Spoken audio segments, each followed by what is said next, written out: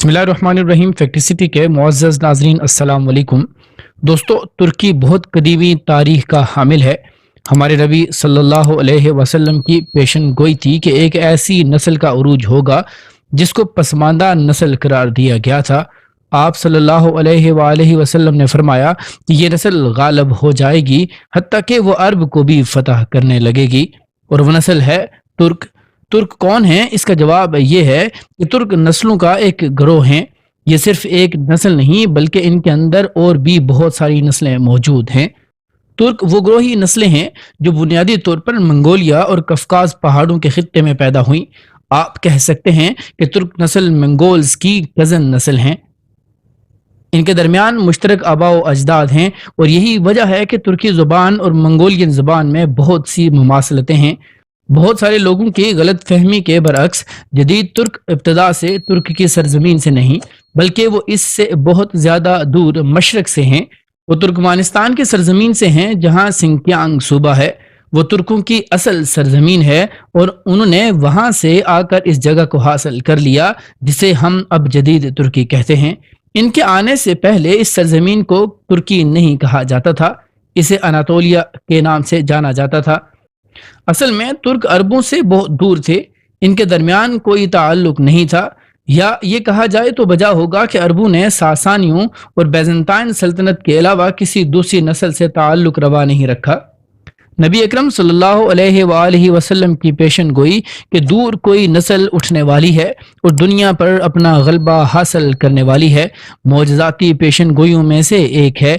और ये अहादीस जिनमें इस बात का जिक्र है वो सल्तनत उस्मानिया के उरूज से सदियों से पहले मुरतब की गई थी।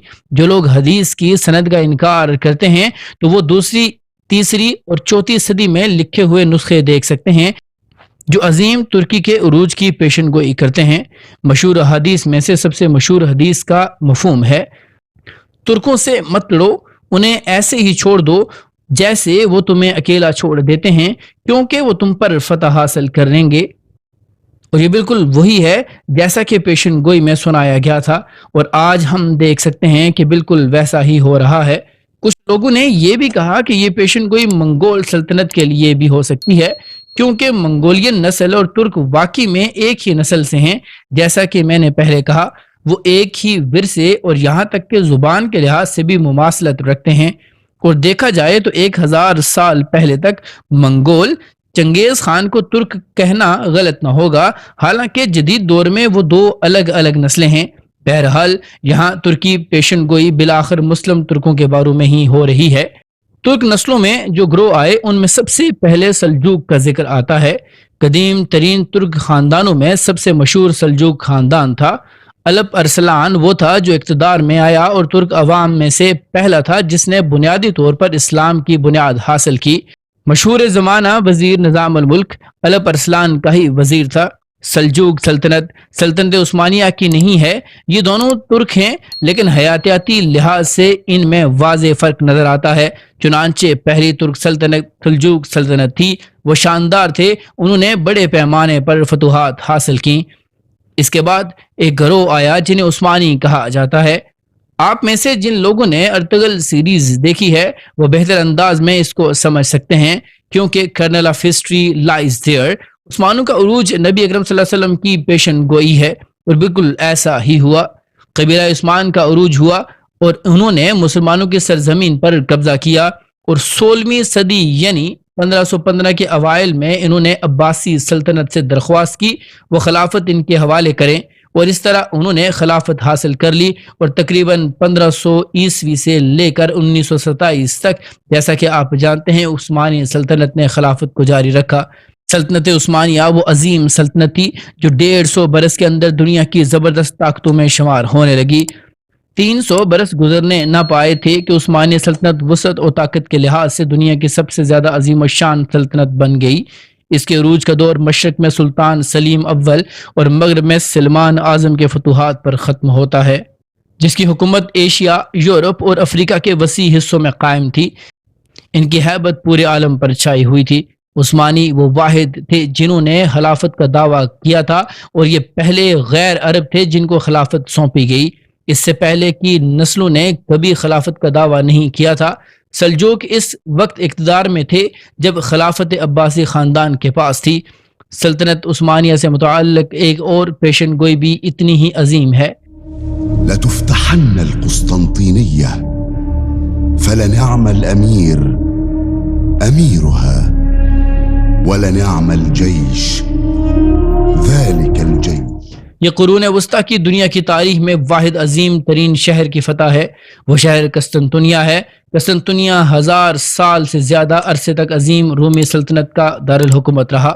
اس وقت یورپ ایک پسماندہ سرزمین کے علاوہ اور کچھ نہیں تھا، وہاں کے باشندے وحشی تھے، یہاں تک کہ اس وقت یورپ میں عیسائیت نہیں پھیلی تھی۔ حضور صلی اللہ علیہ وسلم کی پیشن گوئی تھی کہ مسلمان ایک دن اس شہر کو فتح کر لیں گے۔ اس وجہ سے مختلف صحابیوں کے ذہنوں میں یہ بات تھی، وہ قسطنطنیہ کو فتح کرنا چاہتے ہیں، اور سب سے پہلے صحابی جنہوں نے قسطنطنیہ کو فتح کرنے کے لیے مہم شروع کی تھی وہ کوئی اور نہیں بلکہ معاویہ ابن ابی سفیان تھے۔ وہ قسطنطنیہ کے بہت قریب آنے میں کامیاب تو ہو گئے تھے مگر وہ اس کو فتح نہیں کر پائے تھے۔ بہت سے علماء اور تاریخ دانوں کا یہ کہنا ہے کہ طارق بن زیاد کا زمینی راستے سے اندلس جانا ایک مقصد کے تحت تھا۔ بنیادی طور پر وہ زمینی راستے سے ہو کر قسطنطنیہ تک اپنا راستہ ہموار کرنا چاہتا تھا۔ اسی مقصد کے لیے طارق بن زیاد نے شمالی افریقہ سے اندلس تک کا سفر کیا۔ کہنے کا مقصد یہ ہے کہ بہت سے لوگ اس شہر کو فتح کرنا چاہتے تھے اور یہ یقیناً صرف سلطان محمد آل فاتح کے ہاتھوں 1453 میں فتح ہوا۔ قسطنطنیہ کی فتح نے تاریخ کا رخ موڑ دیا۔ یہ فتح ایک نئے دور کا آغاز اور پرانے دور کا اختتام تھی۔ اگر آپ پوری انسانی تاریخ کے 10 مشہور واقعات کی فہرست بنائیں تو یقیناً قسطنطنیہ کی فتح ٹاپ 5 میں سے ایک ہوگی۔ 17ویں صدی میں سلطنت عثمانیہ کا زوال شروع ہو جاتا ہے۔ 1912 میں بہت سی ریاستیں سلطنت سے الگ ہونے میں کامیاب ہو جاتی ہیں۔ پہلی جنگ عظیم میں ترکی نے جرمنی کا ساتھ دیا مگر کامیاب نہ ہو سکے۔ 1920 میں نوجوان ترکوں نے اس وقت کے سلطان عبد الحمید کے خلاف علم بغاوت بلند کیا اور انقرہ کو حکومتی مرکز بنا لیا۔ پھر مصطفیٰ کمال اتا ترک کی زیر قیادت 21 اکتوبر 1923 کو ترکی ایک آزاد جمہوری ملک بن گیا۔